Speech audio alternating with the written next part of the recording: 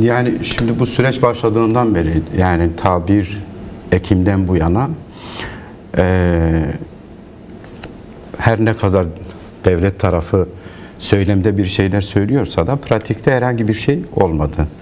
Bu komisyonun kurulmasını ilk öneren de Başkan Apo'dur. Yani ilk çağrısından itibaren dile gelen, berisinde ilk görüşmelerde CHP'nin sunduğu bir komisyon. Yani bir komisyon olmalı, herkesin temsiliyeti olmalı ve bu komisyonun mutlak şekilde bir demokratik bir şeye bürünmesi gerekiyor. Zaten bugün açıkladıkları açıklamada da var. Fakat AKP, MHP, AKP özellikle AKP ayağı ve yakından takip ediyoruz. Yani Erdoğan'ın açıklamalara bakıldığında bazen öyle açıklama yapılıyor ki Türkiye'de bu süreci sadece kendisi götürüyormuş gibi gösteriyor. Bu da ister istemez bazı reaksiyonlara neden olabiliyor.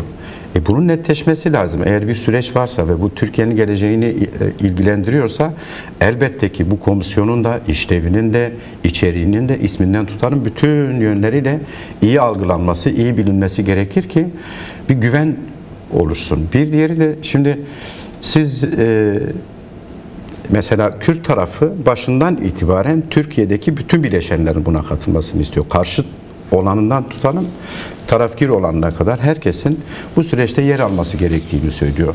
Özellikle toplumun buna kanalize edilmesi gerektiğini söylüyor. Bu CHP'sinden MHP'sine, bilmem AKP'sine kadar, bütün diğer irili ufaklı bütün partilere kadar. Başından beri istenen budur. Toplumun da istediği bu.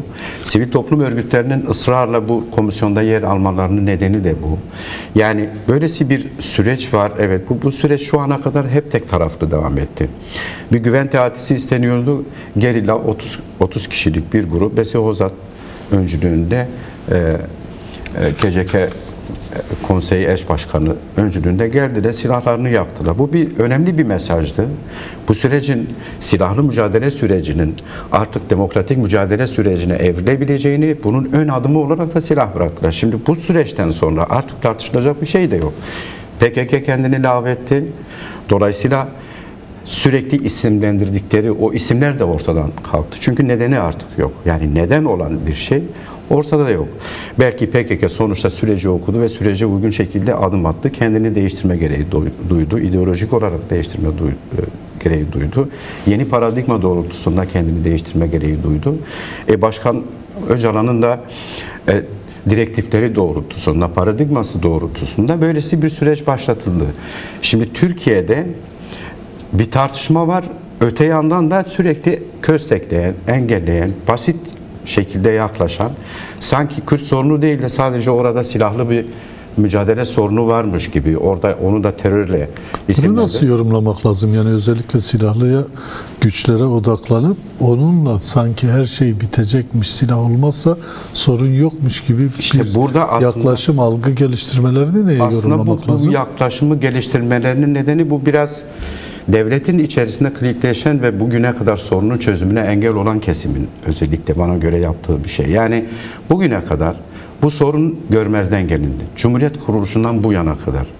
Kürtlerin bu kadar isyanına neden olan, sadece Kürtler değil, diğer halkların da, diğer azınlıkların da, diğer dinlerin de sürekli sorunlarına neden olan bu sistemin bir şekilde evrilmesi gerekiyordu. 100 yılı bu şekilde geçirdiler. 100 yıl sonunda sonuçta toplumun özellikle dinamikleri bu sürecin değişmesi gerektiğini söylüyorlardı. Türkiye Cumhuriyeti'nin artık demokratikleşmesi gerektiğini, hukuk devleti olması gerektiğini, hukuk kurallarının özellikle barış ve demokrasi üzerinde değişmesi gerektiğini, halkların, azınlıkların haklarının artık kanunlar, hukuk anlamında belli bir garantiye ulaşması gerektiğini sürekli söylendi ve böylesi bir beklenti de vardı. En azından 100 yıl sonra Türkiye eğer buna evrilebilirse kendisi için de bir çıkış olacak. Bir diğeri de kendi sorunlarını halletmiş olur. Aslında dediklerin tam da bu anlamda. Yani mesela Devlet Bahçeli'nin söylemlerinden sonra bir şey somut ortaya çıktı. Evet. Bu bir devlet politikası. Yani AKP, MHP politikası değil. Bir devlet politikası. Evet. Devleti nasıl algılarız, nasıl tartışırız o ayrı ama sonuçta devlet politikası. Peki bu devlet politikasına rağmen devlet içerisinde kümelenip bu politikaya karşı çıkabilecek gerçekten güç odakları var mı? Yoksa bu bir şekliyle masada kendi ellerini güçlendirmek için ortaya sürdüğü koşullar mı? Ya da AKP'nin devlet politikasına rağmen kendi öznel politikasını öne çıkarması mı? Aslında hepsinden de parça parça var. Ama özünde Devlet Bahçeli'nin konuşmaları önemli. Yani önermeleri önemli. Çünkü Başkan Apo da diyor, yani Devlet Bahçeli devleti temsilen bu işi sürdürmek istiyor. Sadece bir parti olarak değil. Şimdi Orta Doğu'da yeni şekillenmeyle birlikte, yeni dizaynla birlikte ulus devlet yavaş yavaş çöküşe gidiyor. Ve Orta Doğu'da şu an ulus devlet olarak bize yakın olan sadece Türkiye kaldı. Yani sadece tek devlet, tek millet, tek dil, yani her şeyi Türkleştiren tek bayrak. Şimdi bunun beraberinde çok ciddi sorunları getireceğini Devlet Bahçeli gördü. Onun için de dedi ki eğer biz bunu gerçekleştiremezsek her şeyi kaybederiz. Her şeyi kaybederiz aslında bunun işaretiydi. AKP iktidarda kalmak istiyor. Erdoğan hala kendi şeyini sürdürmek istiyor. Bunu kendi lehine kullanmak istiyordu başta. Fakat bundan bir iki ay önce hatırlarsan Bahçeli bir uyarı yaptı. AKP'ye de uyarı yaptı. CHP'ye de hepsine de bir uyarı yaptı. Bu süreç gidecek dedi. Şöyle veya böyle gidecek. Şimdi istemeyen CHP'ye bakalım. CHP diyor ki bu ülkenin, bu cumhuriyetin kurucusu biziz. Dolayısıyla değişmez maddeler var. Oysa o maddeler 61. madde, işte 4. madde, birkaç tane özellikle anayasada yer alan bu maddeler olduğu müddetçe Türkiye'nin demokratikleşmesi mümkün değil. Şimdi bir parti, sanırım sen az önce söyledin, İşçi Partisi diyor ki eğer anayasayı konuşacaksak biz komisyonda yer almıyoruz. Ya böyle bir şart olabilir mi? Siz eğer bir sorunu çözecekseniz bu sorunu kökten çözmeniz gerekiyor. Bu sorunun adı da Kürt sorunu. Yani Kürt sorunu sen çözmediğin müddetçe saydın. Peki şununla beraber konuşalım. CHP'nin tutumundan da söz ettin ama mesela CHP'nin bugün yaptığı açıklamada bir şekliyle Özgür Özel komisyona katılacaklarını ima etti. Direkt söylemedi.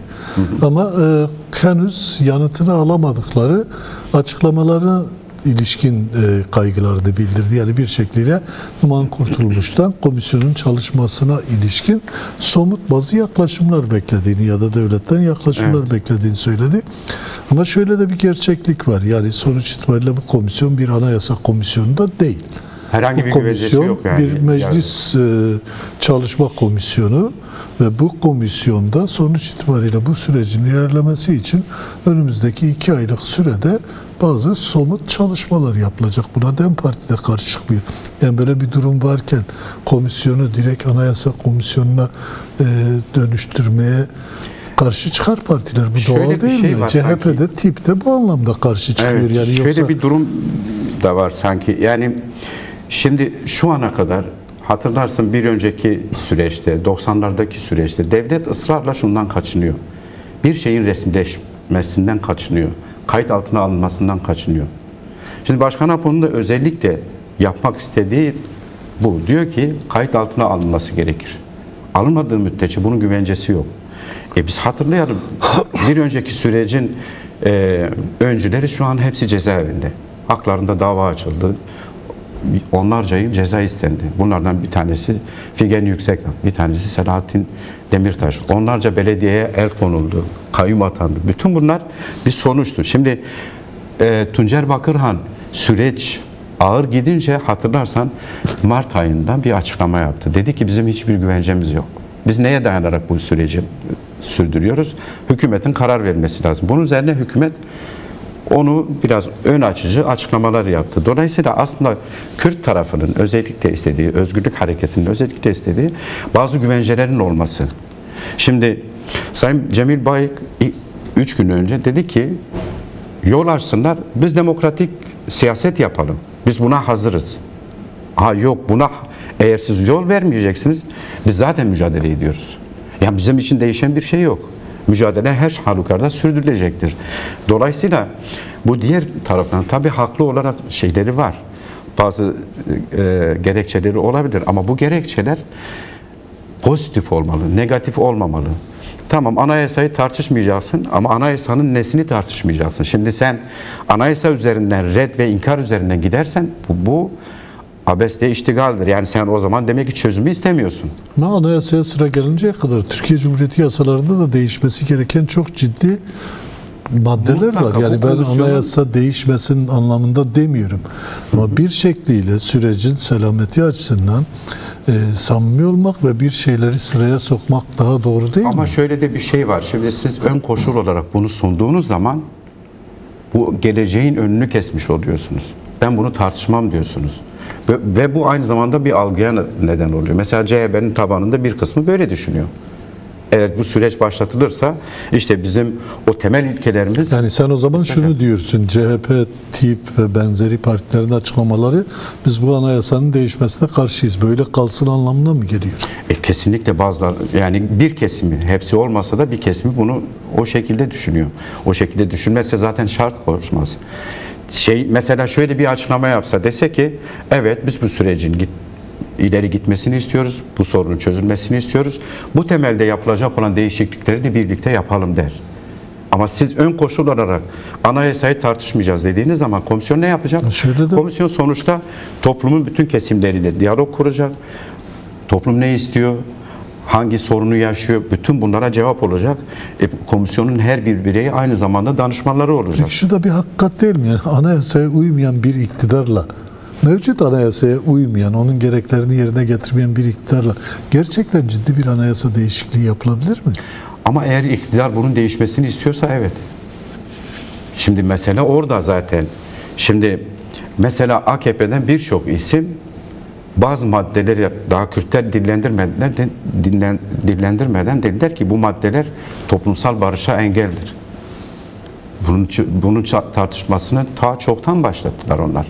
Şimdi diğer kesim, çözüm isteyen kesim ise bu zaten mesela özgürlük hareketine baktığın zaman da bu demokratik mücadeleyle olur, halkın örgütlenmesiyle olur, bütün kesimlerin bu sürece katılmasıyla olur.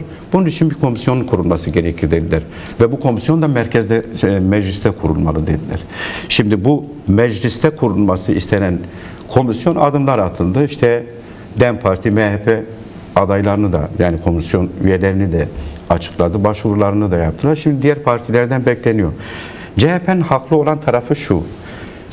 AKP, CHP'ye rağmen bu süreci götürmeye çalışıyor. Şimdi AKP'nin örneğin Tayyip Erdoğan'ın bundan 1-2 ay önce yaptığı işte bu süreci MHP, AKP ve DEM Parti yürütüyor demesinin altında aslında yatan neden buydu.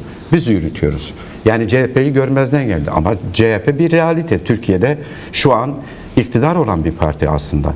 Yani sayısal anlamda baktığımızda, anlamda son yerel seçim sonuçlarına baktığımızda aslında iktidar olan CHP'dir. CHP, mesela Özgür Özel bana göre AKP'yi iyi okudu. Ve ben senin gördüm, hani hamleni gördüm gibisinden, komisyonu biz talep ettik dedi. Ve biz arkasındayız. Ama bazı şeylerin netleşmesi lazım. Biz bu işin neresindeyiz? Bu haklı bir gerekçe, yani haklı bir talep. Çünkü siz her şeye rağmen ben bunu sürdüreceğim diyemezsiniz. İktidar değilsiniz bir kere. Yani iktidar olan bir partiyi görmezden gelemezsiniz. Belki şu an mecliste siz iktidarsınız ama sonuçta toplum içerisinde iktidar olan CHP. Ve bunu tamamen bertaraf edip ya da buna rağmen siz bir süreci götürmeye çalışırsanız, mesela AKP'nin CHP'ye yönelimi bir bütün olarak kendi elini güçlendirmek, CHP'yi etkisizleştirmek için midir? Tabii ki. Bu süreç açısından da bir tabii risk ki değil yani mi? şimdi mesela şöyle bir algı oluşturmaya çalıştılar. Kürdistan'a yönelik, yani belki görünmezden geliniyor. Bugün sayısal itibariyle baktığımızda asker ve polis yığınağı herkes tarafından bilinen bir şey, bir gerçeklik. Aslında Kürdistan'a gidildiğinde aslında bir askeri bölgeye giriş yapmış gibisiniz. Fakat buna rağmen son süreçte işte yönelimlerin çok fazla olmaması, polisin çok fazla saldırmaması, topluma yönelik işte kayyum durdurulması ve benzeri, ama öte tarafta Türkiye'yi sürdürmesinin nedeni aslında böyle bir yaratmak amacındaydı AKP. Ve bunu da özellikle yaratmak. CHP içerisinde bir şeyler yaratmak. Bak sen işte sürece katılmak istiyorsun ama devlet de bize böyle yaklaşıyor. Öyle bir algı yaratmaya çalışıyor AKP. Bunda başardı mı? Bana göre en azından var olan CHP öncüleri buna düşmedi. Tek tük her ne kadar aykırı sesler çıkıyorsa da ama esas itibariyle CHP'yi yürüten erk buna düşmedi. Böylesi bir hataya düşmedi dedi. Fakat sonuçta eğer biz Türkiye'de demokratik bir sistem istiyorsak ve bu sürece evrilmesini istiyorsak elbette İstanbul'a da yönelmemesi gerekiyor, Diyarbakır'a da yönelmemesi gerekiyor. Nihayetinde bir süreç var. İstanbul'un da o sürece katılması gerekiyor. Şimdi siz İstanbul'u işte Ekrem İmamoğlu'yla özdeşleştirip ondan sonra bütün belediyelere yönelik operasyon çekerseniz Diyarbakır'daki vatandaş da diyecek ki ya ne oluyor yani? Ne yapmaya çalışıyor? İstanbul'un güvencesi yoksa Tabii. benim de güvencem Tabii yok. ki yani bu aslında bu çok zıt bir durum. Şimdi sürece ters bir durum. AKP'nin bunda ısrar etmesinin nedeni aslında süreci ben götürüyorum. Bak ey CHP'liler siz CHP'ye güveniyorsunuz ama CHP istemiyor gibisinden. CHP bana göre buna düşmedi. Böyle bir oyuna düşmedi ve şu an son açıklamalara baktığımızda hem Özgür Özel'in bugünkü açıklaması, dünkü açıklaması, dünkü MYK toplantısında sonraki açıklamaları aslında olumsuz değil, olumludur. Komisyon ne olacak, adı ne olacak? Mesela CHP'nin ön koşulu olarak da komisyonun isminde demokrasinin olması gerektiği. Bunu zaten herkes istiyor. Buna karar veren merci de bunu istiyor. Ya mesela düşünün bu sürecin adı en azından Özgürlük Hareketi tarafından ya da Başkan Apo'nun önerdiği çağrısında barış ve demokratik toplum adı üzerinde yani. Şimdi demokratik toplumu isteyen bir hareket aslında CHP'nin de istediği bu. Demokrasi olsun içinde. Demokrasinin olmadığı, adında demokrasi olmayan bir şey ne yapacak? Nasıl demokrasiye getirecek?